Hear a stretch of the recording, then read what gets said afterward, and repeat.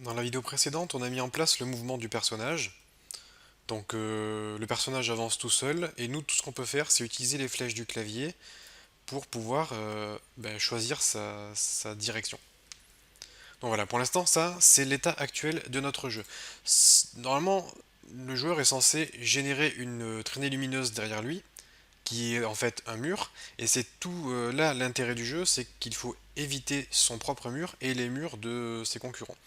Donc pour l'instant, notre personnage ne fait que avancer sans générer le mur. Ce que je vous propose, c'est que l'on crée justement ce mur euh, pour ajouter tout le challenge à notre jeu.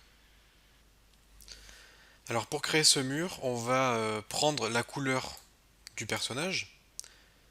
Donc là, c'est bleu. Ensuite, là-dessus, on va lui ajouter un collideur 2D qui sera l'objet de collision du mur qui fera en sorte que le mur soit solide et qu'on puisse détecter la collision dessus. Je vais l'appeler wall blue et je vais créer un préfab de ce mur. Ce que je vous propose, c'est de faire la même chose pour vert, rouge et violet.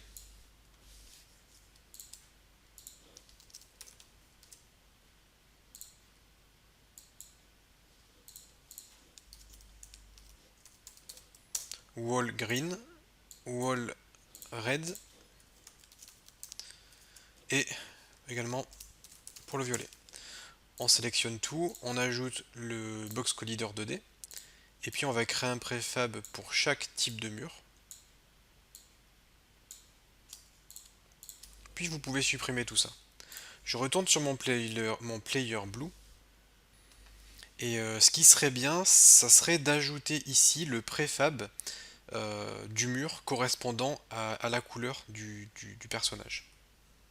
Donc moi ce que je veux c'est créer quelque chose de dynamique et pour cela bon il y a plusieurs solutions mais ce que je vais faire c'est que je vais passer par un système de tag. Je vais ajouter un tag, on va avoir blue, on va avoir red, violet et green. Je sélectionne mon personnage blue, je lui mets le tag blue. Je vais faire pareil hein, pour les autres. On a green, je vais mettre green, rouge, rouge, violet, violet. Donc maintenant, chaque personnage aura son propre tag. Du coup, j'ai la possibilité de récupérer ce tag. Je vais donc retourner dans mon code et dans ce code, ce que je vais faire, c'est que je vais créer une variable pour pouvoir stocker le mur. Ce mur sera un GameObject et je vais l'appeler wall prefab. Donc le wall prefab, ça va être le mur que l'on va devoir instancier et ça, on va le charger dynamiquement en fonction du tag du personnage. Donc ce que je vais faire, c'est que je vais passer par exemple par le dossier des ressources. Alors le dossier des ressources est un dossier particulier de Unity qui s'écrit resources, bien écrit comme ça, hein. Attention à l'orthographe, R majuscule, ESOURCES, très important, sinon ça ne marchera pas. Et le dossier ressources, c'est un dossier particulier puisque Unity va être capable de charger dynamiquement des ressources. Et moi, ce que je vais faire, c'est prendre les murs, les mettre là-dedans, pour que mes murs soient dans le dossier ressources et que ce soit plus facile de les charger. Si vous regardez, le nom de mes objets, c'est le même, c'est wall et le nom de la couleur. Wall blue, wall green, wall red. Donc la nomenclature est la même. Donc ce que je vous propose, c'est d'aller dans votre code du player et faire un resources. Donc vous voyez, resources c'est un mot qui est connu par Unity, hein, et on fait resources.load pour pouvoir charger quelque chose. Et nous, qu'est-ce qu'on veut charger? On veut charger wall, qui est le nom de l'objet à charger. Et là, je vais faire une concaténation plus GameObject.tag, plus le tag de notre GameObject, ce qui donnera wall blue, wall red, wall machin, wall bidule. Là, je peux faire as GameObject pour préciser que c'est un GameObject. Ici, j'ai une erreur parce que ça me renvoie une ressource, mais il faut bien que je la stocke quelque part. Eh bien, moi, je vais la stocker dans wall prefab que nous avons créé ici.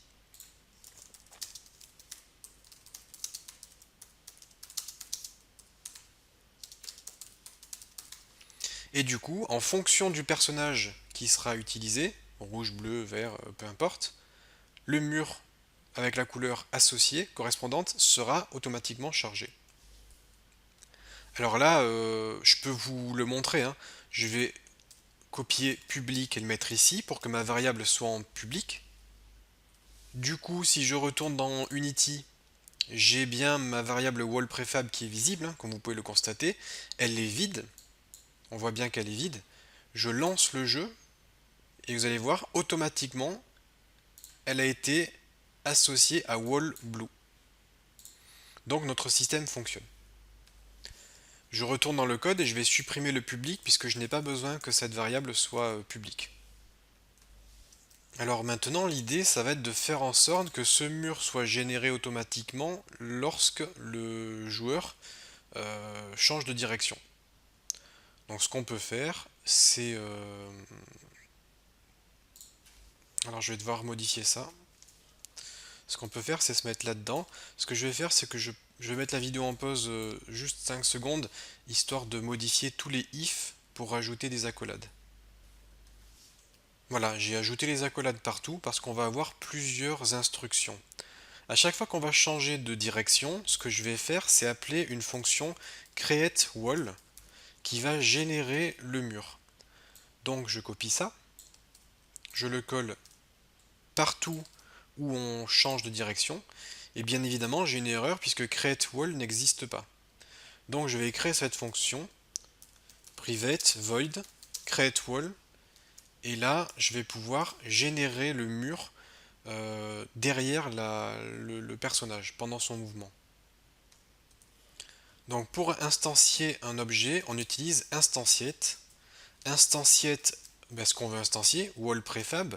La position, ça sera transform.position, à savoir ben, la position actuelle du joueur. Et quaternion.identity pour la rotation. CTRL S. Déjà ça devrait fonctionner. On va tester, pour cela je me rends dans Unity, je lance le jeu. Et vous voyez qu'à chaque fois que je change de direction, un bout de mur est généré.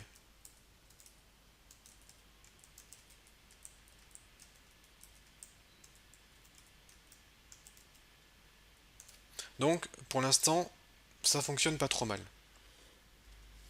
Alors le problème, c'est que mon mur doit prendre la taille de la position actuelle du personnage et la position initiale au moment où le mur a été instancié.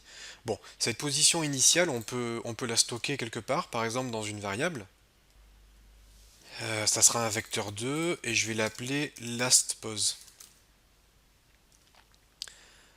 Et tant que j'y suis, je vais avoir besoin d'un collideur 2D.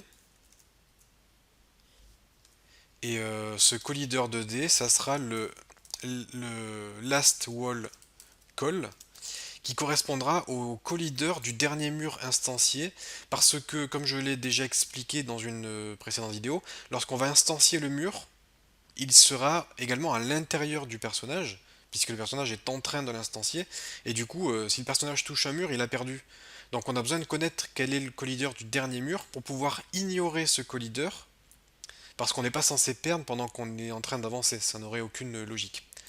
Donc ce que je vais faire, c'est que je vais retourner dans ma fonction createWall, je vais faire un petit GameObject GO est égal à tout ça, histoire de récupérer l'objet instancié.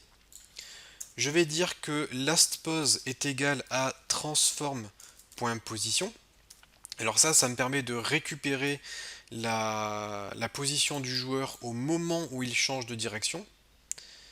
Et ce qu'on va faire, c'est que je vais mettre last wall call, donc le dernier collideur, sera égal à go.getComponent collider2d. Non, d'ailleurs, c'est même pas collider2d, c'est. Si, c'est ce que j'ai mis. Hmm. On va essayer. Peut-être que ça ne marchera pas. Si ça marche pas, il faudra mettre un box collider2d, mais disons qu'on va essayer. Donc là, si on teste le programme, il n'y aura pas grand-chose de nouveau, hein, rien n'aura changé. C'est juste que maintenant on connaît la position initiale et la position finale, puisque la position finale c'est notre position à nous, et on connaît le dernier euh, collider. Du coup, je vais faire une nouvelle fonction, et cette fonction sera setWallSize, ou plutôt setLastWallSize. Et ça, on va l'appeler, dans notre update. Et setWallSize va nous permettre de faire en sorte que le mur généré par le joueur, hein, ait la bonne taille, c'est-à-dire la taille qui correspond à la position initiale jusqu'à la position actuelle du joueur, euh, pour que on ait l'impression qu'il y ait plutôt une traînée lumineuse qui suive le personnage. Donc cette fonction a besoin de plusieurs paramètres. J'ai besoin d'un collider 2D qui sera le collider dont on doit faire varier la taille.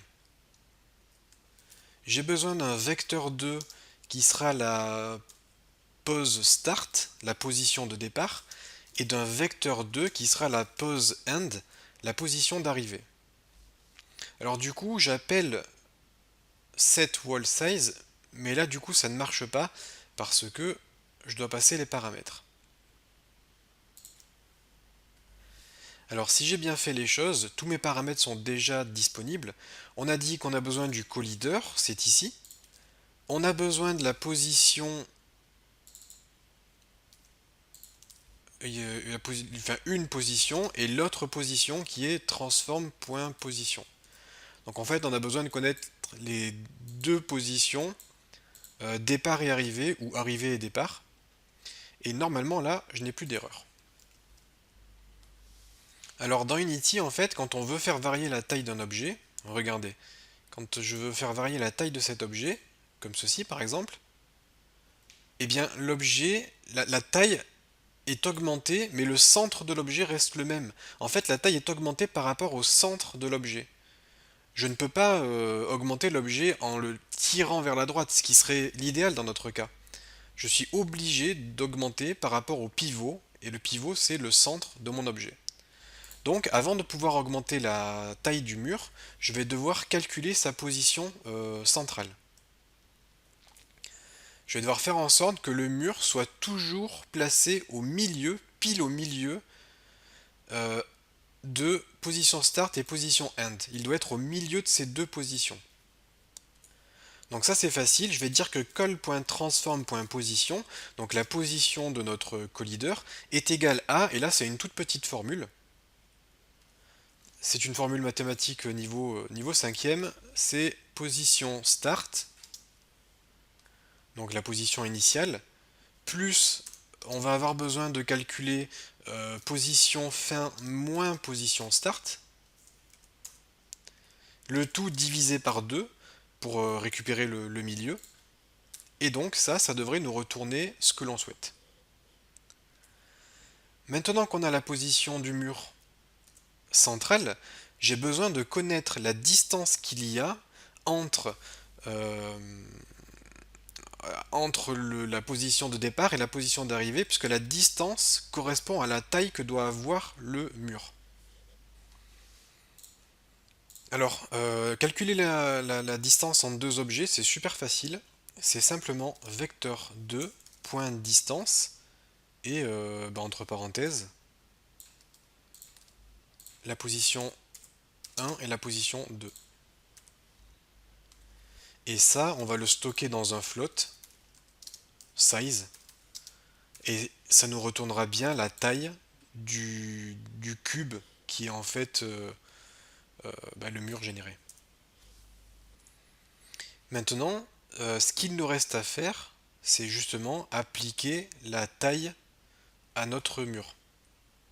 Alors pour cela, on va avoir besoin juste de faire une vérification toute simple qui est if position start.x n'est pas égal à position end.x. Ça permet juste, en fait, ça va nous permettre de faire quelque chose, et dans le else de faire autre chose. Et ce qu'on va faire, c'est la même chose, hein. C'est juste call.transform.localScale est égal à quelque chose. Et pourquoi est-ce que j'ai fait ce test? Parce que on a deux cas de figure. On a le cas de figure où on va de haut en bas, et on a le cas de figure où on va de gauche à droite. Et en fonction de ça, eh bien, il va falloir augmenter la taille de haut en bas ou de gauche à droite. Donc en fait, on va faire la même opération, mais elle sera inversée. Dans les deux cas, ça sera un new vector 2, parce qu'on va créer un vecteur 2 ici. Dans le premier cas, on va augmenter la taille sur l'axe X, donc la size, et en hauteur, on va conserver une hauteur de 1, la hauteur initiale. Et dans l'autre cas, la largeur sera de 1, et en revanche, c'est la hauteur qui va changer. Alors, on peut tester notre projet sous Unity. Je lance le jeu, et là, on regarde ce qui se passe. Donc on a bien le mur qui se génère correctement. Donc ça c'est bon. Par contre, vous voyez que dans la console j'ai une erreur. Dans la console j'ai une erreur parce qu'on me dit que à la ligne 80 il y a un souci, il y a un objet qui n'est pas reconnu. Et si je double-clique pour l'ouvrir, en fait c'est le codideur ici qui n'est pas reconnu. Pourquoi? Parce que, alors je pense que ça vient du start. Parce que dans le start, on donne un mouvement de départ, et dans ce mouvement de départ, on n'a pas l'instanciation du mur. Et du coup, pour le premier déplacement, on essaye d'agir sur le mur qui n'existe pas. Donc je vais juste faire une condition, je vais juste écrire if call. Donc if call, ça veut dire si il y a un collideur, on fait tout ça, sinon on ne le fait pas, tout simplement. CTRL S, on lance le jeu, et là je n'ai plus d'erreur.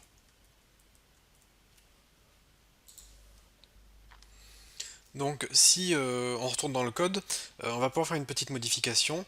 Si vous avez bien regardé, euh, lorsque je génère le mur, je vais vous montrer. Ça sera plus simple de vous montrer que de donner des explications. Quand je génère le mur, vous voyez, il y a des petits creux ici, comme si le, le, le mur n'était pas fini en fait. Alors moi j'aime bien, ça fait un petit effet rétro, donc moi j'aime bien de cette façon, mais si vous voulez corriger ça, c'est super facile, il suffit juste de donner une bonne largeur au mur. En fait on le fait déjà. On le fait déjà ici, quand on donne la largeur de base, ben, on met déjà 1. Et ça correspond à la largeur de notre GameObject. Donc vous pouvez très bien créer un float que vous allez appeler width, qui sera égal à 1 tout simplement, hein. Et c'est cette largeur, on peut même mettre wall width. C'est cette largeur qu'il faut utiliser pour indiquer la largeur de base du mur.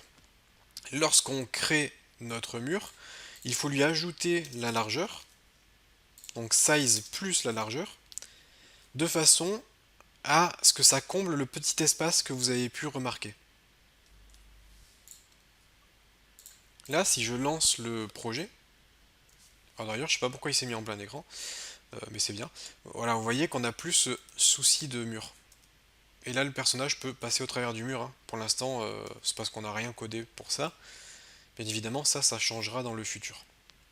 Donc voilà, on a mis en place notre système de mur qui suit le joueur, et là le jeu commence à prendre forme. Alors je vais juste vérifier que la largeur corresponde bien, ouais, tout est bon. Donc voilà, on a mis en place ce système de mur, ce qui fait que ça avance pas mal. Là maintenant on va commencer à mettre en place les trucs un petit peu intéressants, et vraiment ce qui va ajouter du challenge au jeu. Alors je vous propose qu'on s'arrête là, on aura déjà pas mal avancé, et on